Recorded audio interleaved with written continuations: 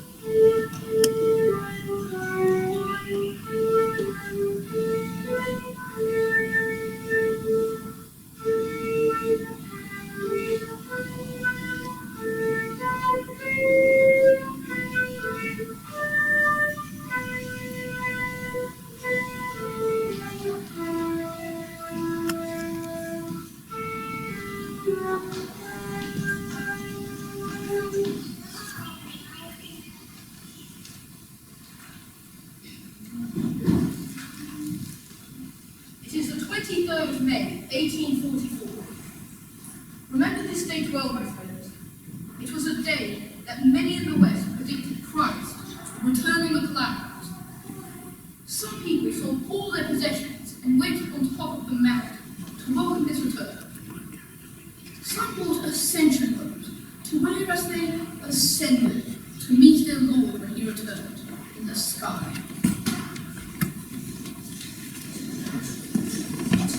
Get your robes here, don't miss out, the end is near. But the new day did not arrive with this fanfare, as those who had understood the prophecy literally had expected. Instead, in the city of Shiraz, Persia, a young man called the Baha, or the Gate, announced to one humble seeker that he was the promised one of God. He had come to herald a new day, a day foretold by the prophets of old, a day that would start humanity on its road to world peace. The Baha, the Gate, had come to prepare the way. A new day had indeed dawned. On that very same day, a newborn baby was born to a noble family in Noor, Persia. They named him Abbas of Noor, but in his adulthood, he chose for himself a name that would resound through the ages. Abdul-Baha, the servant of God. Let us tell you his story, that you too may be inspired by the life of Abdul-Baha Abbas, a holy man.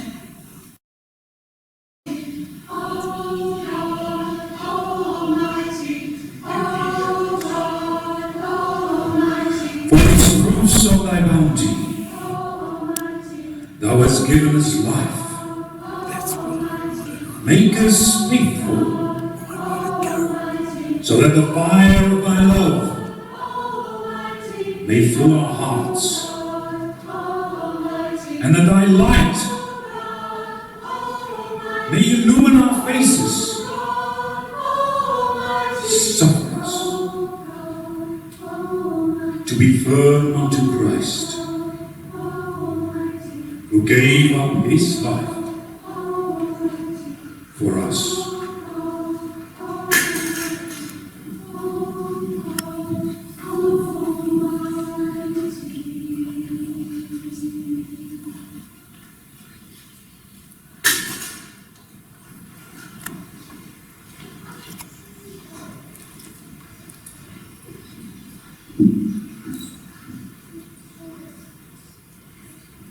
I wonder what the childhood of Abbas of Noor was really like. I know he actually grew up in wealth and privilege and lived in a fabulous house with horses to ride and the best of everything. You know, of course, that his family was of noble lineage, don't you? After all, his grandfather was a minister in the court of Shah. All this changed in an instant for the followers of the Baha. Abbas Indul's father, Baha'u'llah, also became a follower of the gentle Baha, who was outspoken about his belief that the Baha's teachings about equality, justice, and peace were right for this new age.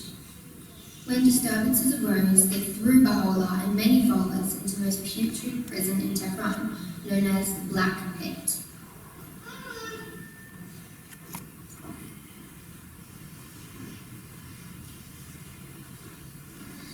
So one day they were wealthy, the next day they were desperately poor, with nowhere to live and no food to eat, not even a crust of bread. Abbas's mother would give them a handful of flour to fill their tummies. During this time of upheaval, Abbas was a child of 9. The citizens of Tehran threw so many stones into the courtyard of their house and hurled so much abuse at them that the family had to live in hiding. One day, this little 9-year-old child had to go out and find some food for the family. Returning home, some children recognized him as the child of a Baha'i, the follower of the Baha. You can imagine what happened next. Hey, have you seen that Barbie boy? We just saw him running this way. Oh, you are also Barbies. Where are you hiding that boy? There he is! Let's get him! And so it continued through the day. Little Abbas managed to return home at nightfall, so exhausted that he collapsed wordlessly into his mother's arms. The prosecution that happened that day happened for 40 years.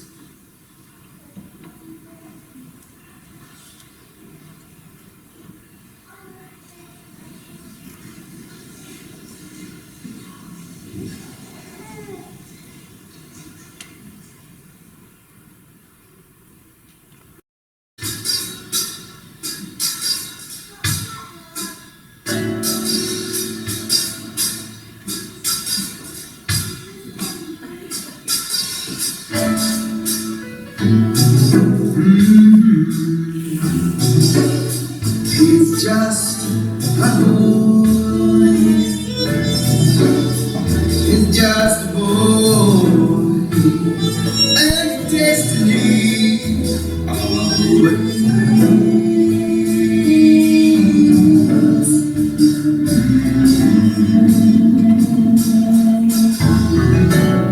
He's just a boy. His father's casting chains. Can he survive some shame? What just a boy? He's far too young to cope with trials like this. Thoughts surely like this. He's just a boy.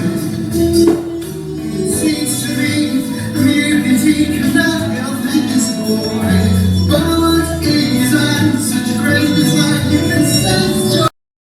Just from the dark, within your thoughts, to see his light, thinking that has changed too much to fear. For such a boy, his head is smallest strange, he too shall never wait, and trying for nothing, but he's just a boy.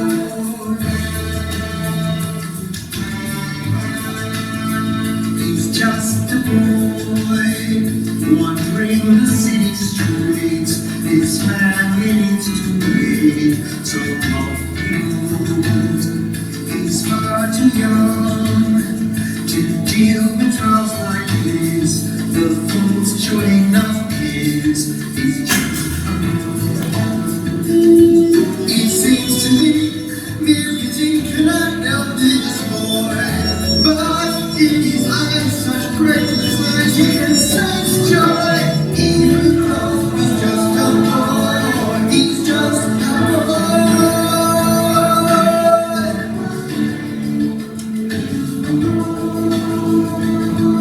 In the streets they wait till he finally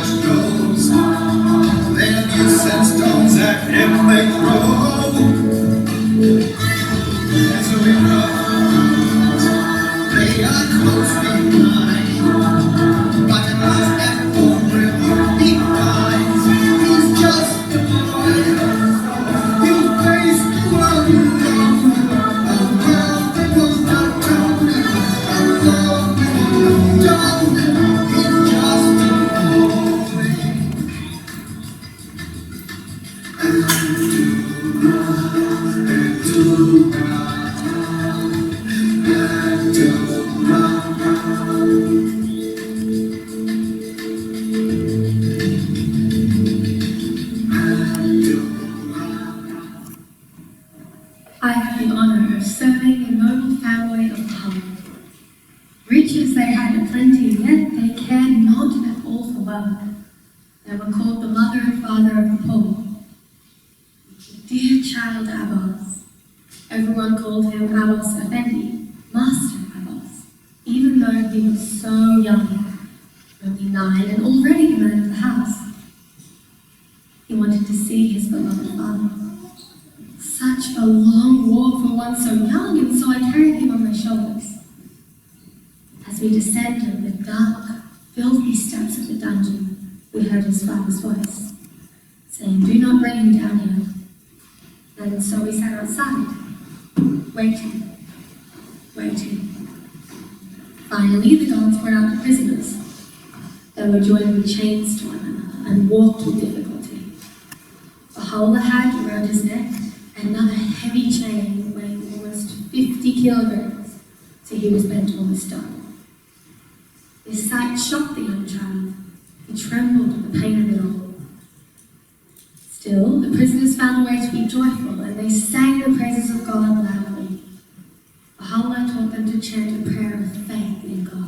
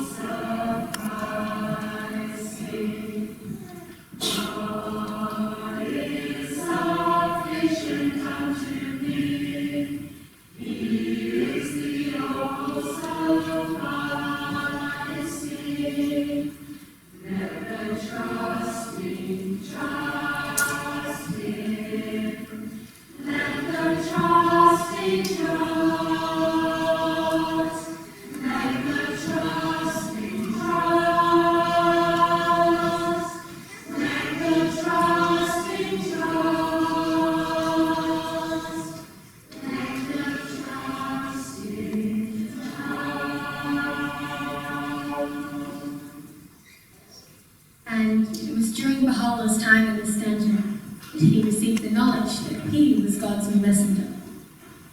Baha'u'llah kept this knowledge a secret, but little Abbas Effendi, he knew. From the time he was 9 years old, he dedicated himself to his father's service. His attitude towards his father was not just one of a son to a father. It was a holy, a sacred connection.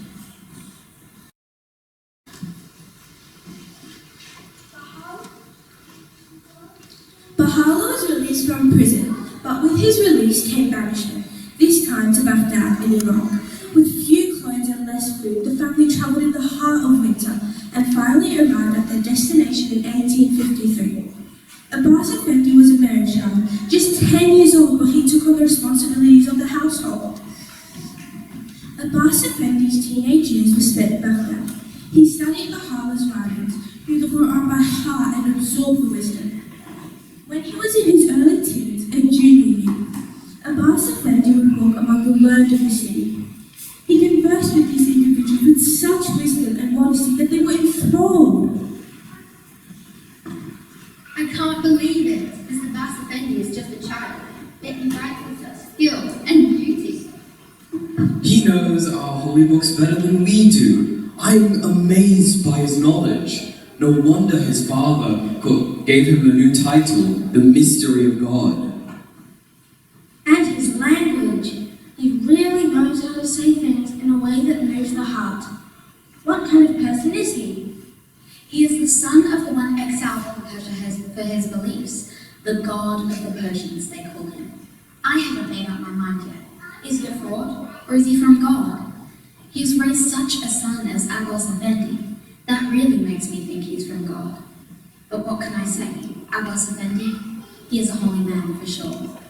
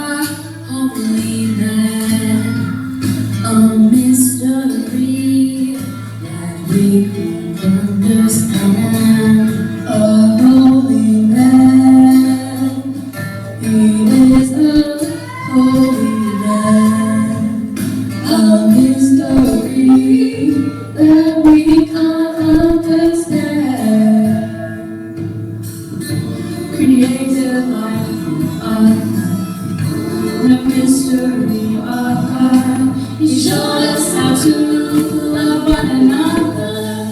Abdul-Baha. Oh Lord, He is a holy man. He is a holy man. A mystery we can't understand. A holy man, He is a holy man. A mystery we can't understand. When He lived His days, His life was like His prayer. Humility, thanks and praise. Lord, take me there. Make me His dust in the pathway of Thy loved one. With His prayer, doth Thy servant.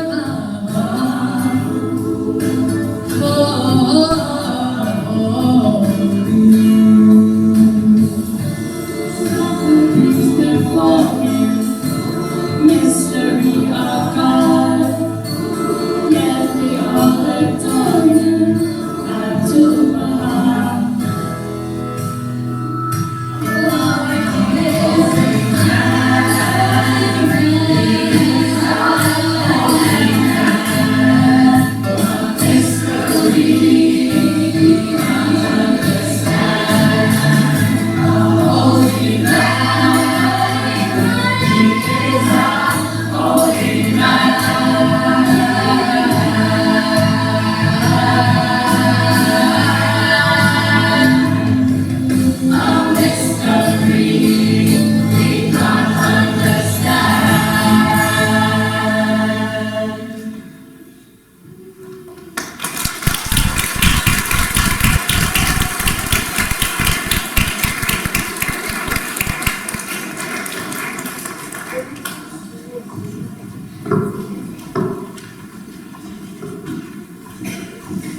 The fame of Baha'u'llah and his followers of Baghdad came to the ears of the Shah.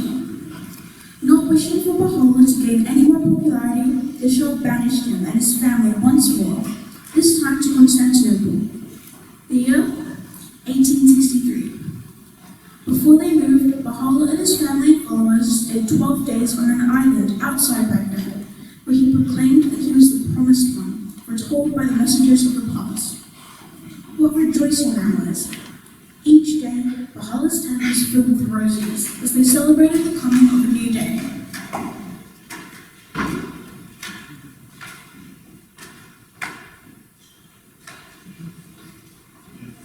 What a joyful, amazing night it has been. How wonderful To know that we have a messenger in our midst who has come to lead us out of the darkness that we have been in. I'm so excited by his message. I don't even know whose shoes are on my feet. I think the rest are mine. Oh, what does it matter? I don't even know whose shoes I'm wearing. Perhaps they're yours and yours. Who cares? What matters is all these new teachings. Baha'u'llah says there is only one God. That people of all religions come from the same God. We've been fighting with each other for no reason. Imagine what a different and wonderful world it will be when people finally understand these teachings. Yes, and that women and men are equal, that science and religion must be in harmony, and that the greatest peace will come. If we work together, the world will change.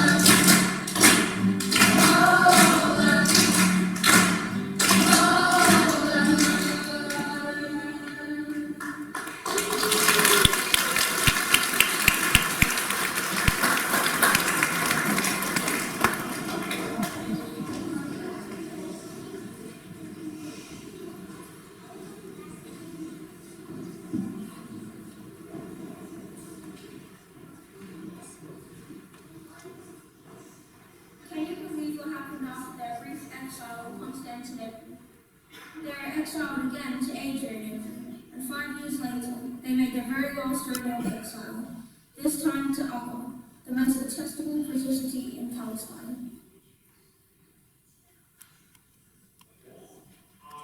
You were welcomed with banners of light, whereupon the voice of the Spirit cried out, saying, "Soon will all that dwell on earth be enlisted under these banners."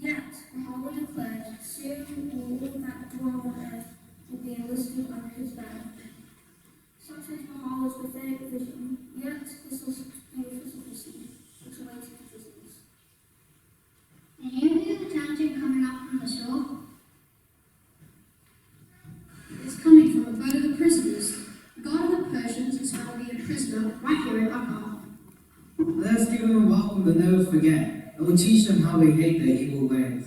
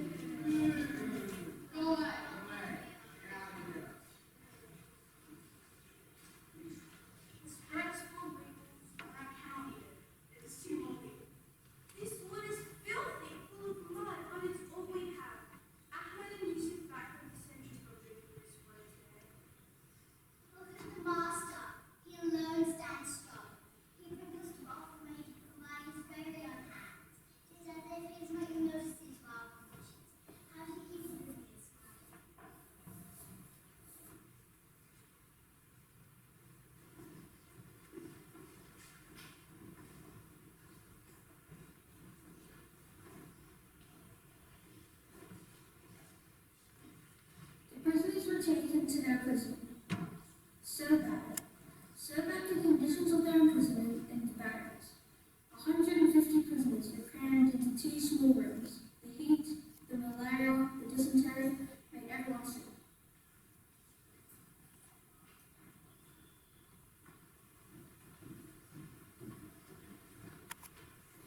Gradually, Abbas Effendi found meagre housing for the prisoners and they began to take part in the life of the prison city. In the 40 years they lived in Aga, it was Abbas Effendi who walked the city, showing his kindness, love and generosity to the people who were his enemies. The people saw him grow from a youth of 24 to an old man of 79. Slowly, the hate changed to love and admiration for both for him and the Baha'is. Myron Phelps, a prominent New York attendee who was not a member of the Baha'i faith, visited us. I have to tell you this story. I saw it with my very own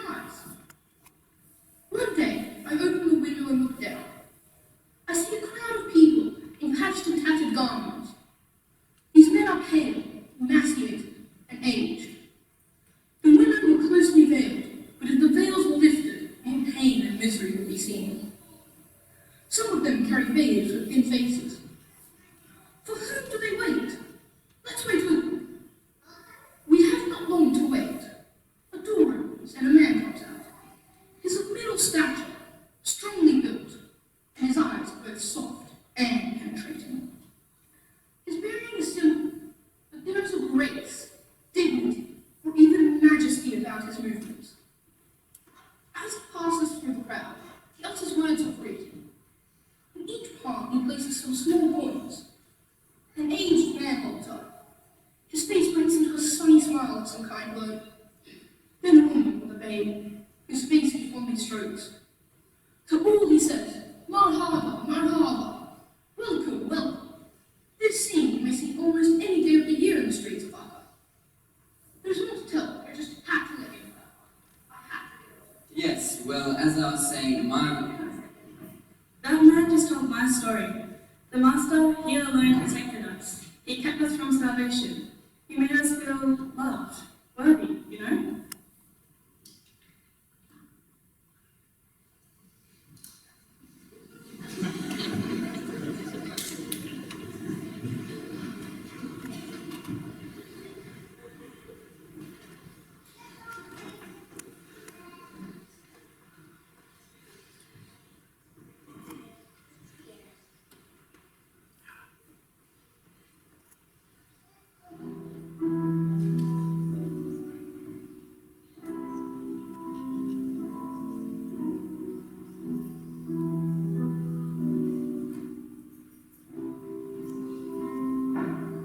Abdul-Baha, I'm far from home. The road is dark, I'm all alone. Hold out my hand, hold out my hand. Abdul-Baha, be thou my guide. When I am weak, stand by my side. Hold out my hand, hold out my hand. Abdul-Baha, oh dearest friend, help me to reach my journey's end. Hold out my hand, hold out my hand. Abdul-Baha, hear me, I pray. Oh, help me lest I go astray. Hold out my hand, hold out my hand. Abdul-Baha, I shall not fear when I am sure that thou art near. Hold down my hand, hold down my hand. Abdul-Baha, dearest friend, help me to reach my journey's end. Hold down my hand, hold down my hand.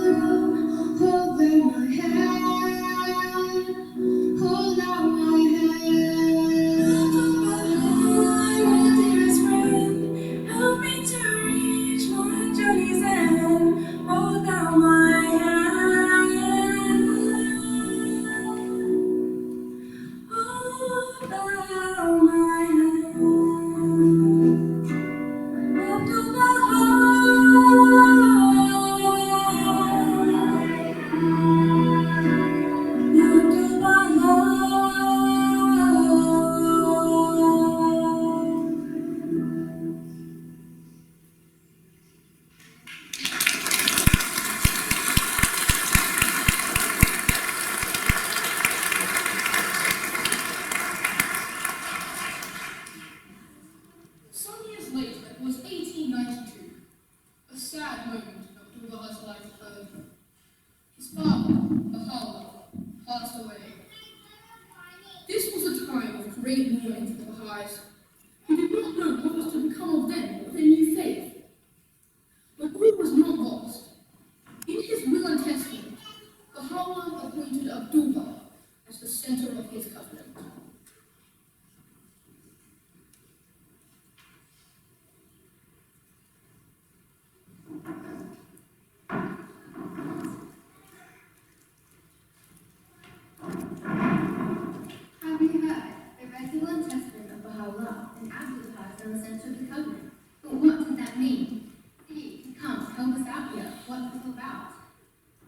what's one about?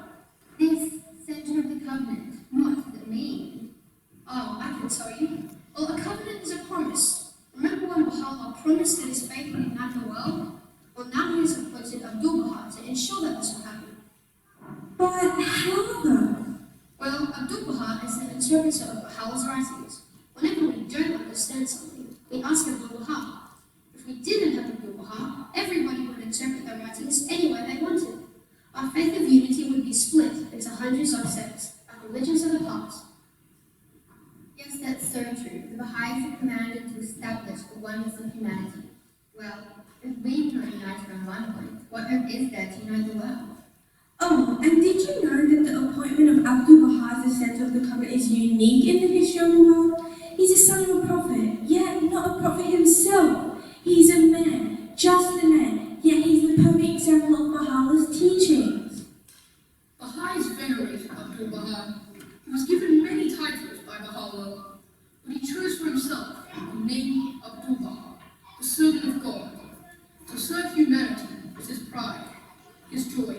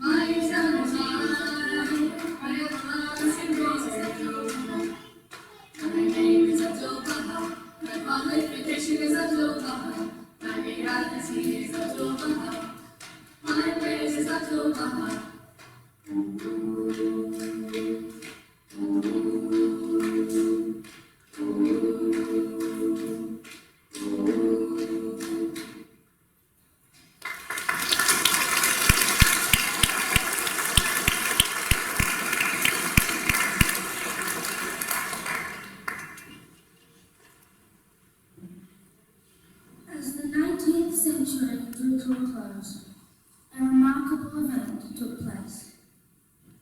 In 1898, 4 Baha'is from the West made a long and difficult journey to the Holy Land to visit Abdul-Baha. Never before in the history of religion had a group of believers from the West visited the place of manifestation of God in the East, paying homage to the one who was the centre and successor of his faith. Here is one of those pilgrims now, Mrs. Thornburg Crump. Please, I have to tell you how it was. You can't imagine how we pilgrims had longed for this moment to finally meet Abdul-Baha. After we arrived, we started walking up the uneven stairs that led to him, the master, with only the light of the candle to guide us. Suddenly, the light caught a form which seemed at first a vision, ethereal, unworldly. Then the light caught the white robe, the silver flowing hair, and the shining blue eyes. Looking up, radiance of his fine, noble face. It was Abdul-Baha. Wait, please, let me tell my story now. I'm Mrs. Phoebe Hurst, wife of William Randolph Hearst. He was one of the most powerful men in America. We had such luxurious lifestyles in the USA, and so did many of my friends. You know, the way the Holy Family lived was very simple, so different from my own. They showed their spirituality through their lives and actions. Of the Master, I will only state that his whole being radiates purity and holiness. The thing is, he did not seek to impress one at all, but somehow strength, power, purity, love, and holiness radiates through his majestic yet humble personality. Oh look, here's my butler, Robert Turner, and does he have a story to tell? Well, as you can see, I am black. I have been a slave in my youth, but then I became a free man. Still a servant, but free. Mrs. Hurst treated me kindly, but butlers are invisible, you know. They treat every day, but nobody pays any attention to them. Now, Abdul-Baha. Well, Abdul-Baha was different. One day, as the pilgrim sat down with him, he noticed I was missing. Where is Robert Turner, he asked. As I sat down, Abdul-Baha, the holy man, venerated by thousands, stood up for me. For me, Robert Turner, freed slave, son of slave. I must tell you, never have I ever sat down at the company with such fine people before. And as an equal, then, Abdul-Baha talked to me. He said, Robert, your Lord loves you. God gave you a black skin and a heart white as snow.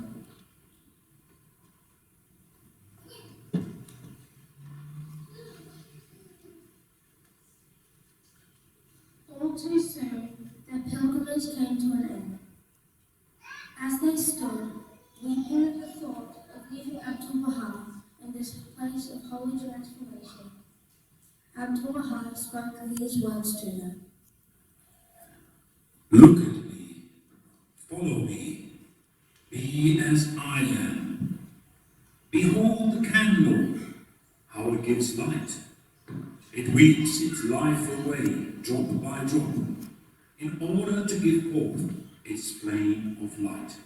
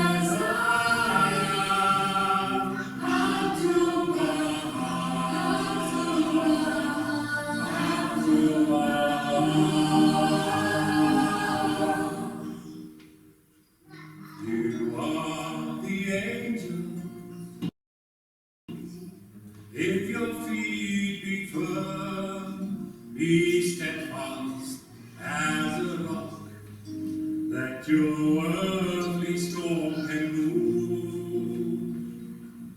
And as you have faith, so shall your powers be, and know that till the end I'm always with you. Look at me, follow me, be as I am.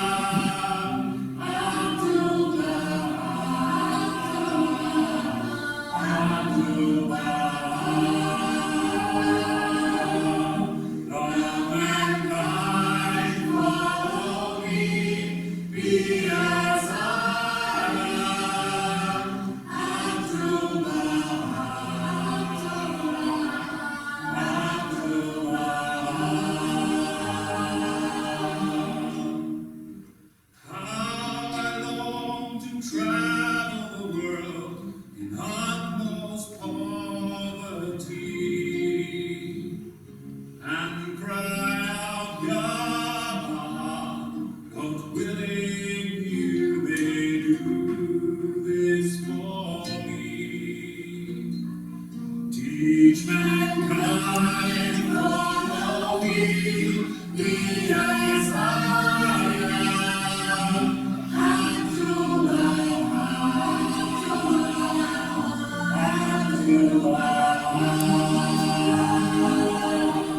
Serve the Lord, follow me, be as I am. Abdul-Baha, Abdul-Baha. Look at me, follow me, be as I am. Abdul-Baha, Abdul-Baha.